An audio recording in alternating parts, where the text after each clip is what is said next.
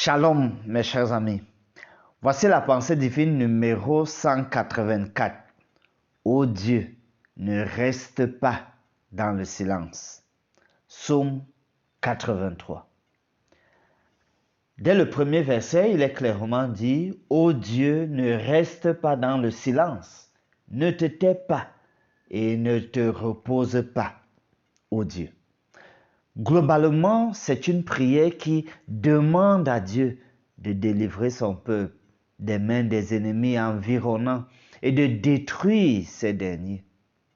Le silence de Dieu donne l'occasion à plusieurs personnes dans le peuple de prier pour solliciter son intervention. Dieu écoute les prières différemment et silencieusement. Tel que Dieu avait traité ses ennemis dans le passé, le psalmiste voudrait encore que Dieu le fasse.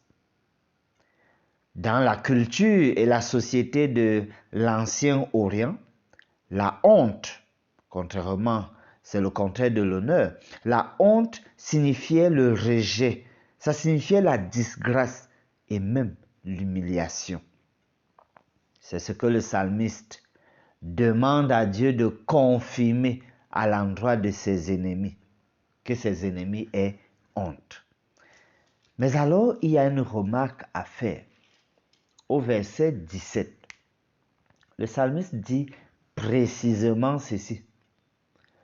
Couvre leur face d'ignominie, le degré supérieur de honte. Couvre leur face d'ignominie, afin qu'ils cherchent ton nom, ô Éternel.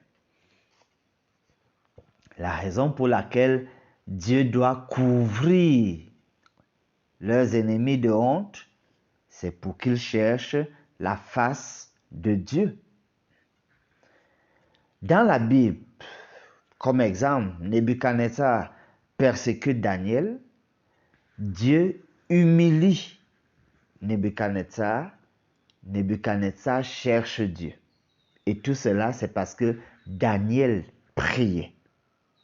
Ainsi, cher ami, quand tu pries pour que Dieu te donne la victoire sur tes ennemis, pour que tes ennemis soient couverts de honte à ton sujet, demande aussi que Dieu les aide à le chercher, que Dieu les aide à se repentir à ton sujet. Prions. Gloire à toi, Dieu éternel, roi puissant, El Shaddai. Merci pour tes œuvres, pour ta présence, pour ce que tu défends ton peuple, tu nous défends.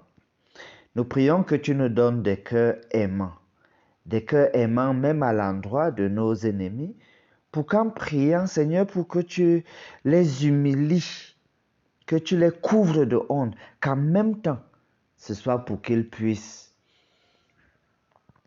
se repentir à notre sujet, chercher ta face et reconnaître ta présence dans nos vies.